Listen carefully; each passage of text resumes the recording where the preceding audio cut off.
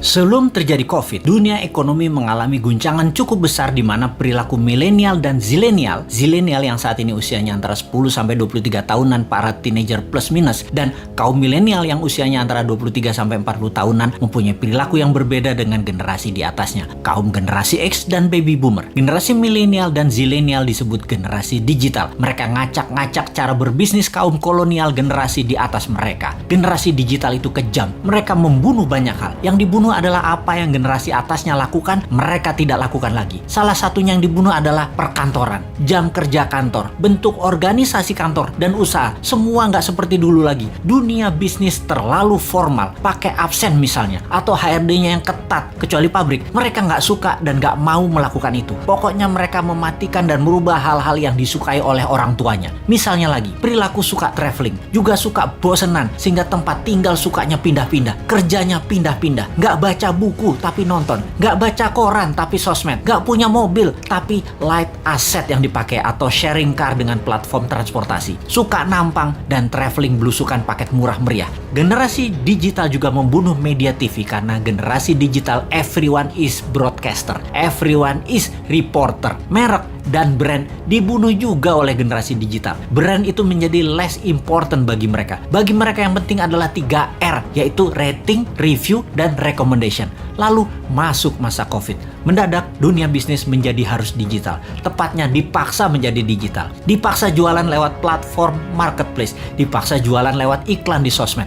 Dipaksa menggunakan gadget di tangan bisnisnya. Dunia UKM Indonesia tidak banyak yang siap. Tidak banyak yang paham. Dan dunia bisnis selama pandemi yang tidak janji kapan berakhirnya, kapan herd immunity-nya tercapai, tidak tahu kapan dunia terbebas dan menyelesaikan pandemi ini, maka dunia brick and mortar, dunia bisnis bata dan semen menjadi terancam. Apa saja dunia bata dan semen itu? Seperti gedung sekolah, tempat wisata, hotel, ruko, mall, perkantoran, crowd gather event seperti bioskop, konser, sport event, musik event, MICE, semua menjadi menggantung bisnisnya. Dibuka nggak terlalu untung, ditutup pasti rugi. Bisnis semen dan bata karena pandemi, pengunjungnya dan aturannya sering on off. Akhirnya mereka harus segera pivot. Hiburan pindah ke rumah, pindah ke tangan, pindah ke gadget. Pokoknya semuanya pindah ke digital.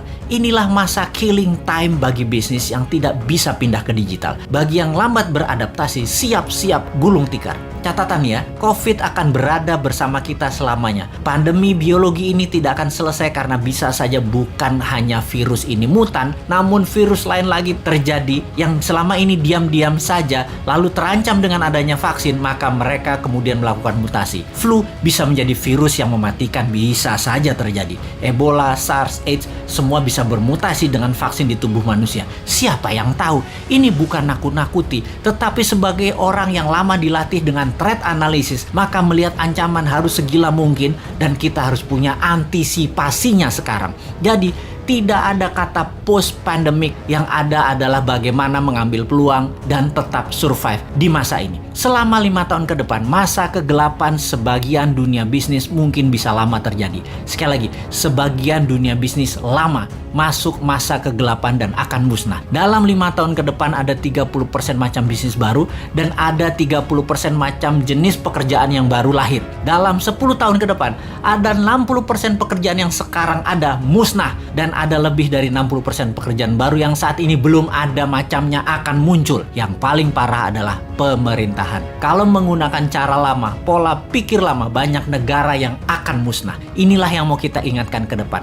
Pastikan calon pemimpin ke depan mengerti apa yang akan terjadi ke depannya nanti. Calon pemimpin ke depan harus punya tim yang solid dan berpengalaman dunia internasional. Calon pemimpin ke depan tidak hanya dia populer, tapi dia paham dan terbukti bisa menjadi pemimpin visioner dan leader yang tegas. Kalau dilihat di etalase saat ini yang akan memimpin ke depannya, masih banyak hal yang harus mereka buktikan. Seperti yang saat ini deh, ternyata di awalnya sangat bagus program kampanyenya, baik incumbent maupun penantangnya. Ketika keduanya bergabung dalam satu wadah, sama COVID aja keok. Sebelum COVID aja sesungguhnya sudah tren turunnya. Tambah COVID, jadi minus. Tambah lagi, kalau perang Tiongkok Amerika jilid 2 terjadi, bengek bernegaranya pasti. Tambah fakta lain lagi, yaitu perang biologi pandemi ini berkepanjangan, kejet-kejet gejala stroke bernegaranya. Belum lagi, yang sejak 4 bulan yang lalu kita dengungkan, perang cuaca yang bisa membuat kelangkaan pangan terjadi. Wes ambiar bernegaranya, kalau tidak bisa membuat antisipasinya. Jadi, kita ngeledek ngeledekin incumbent, kita lanjut ngeledekin oposisi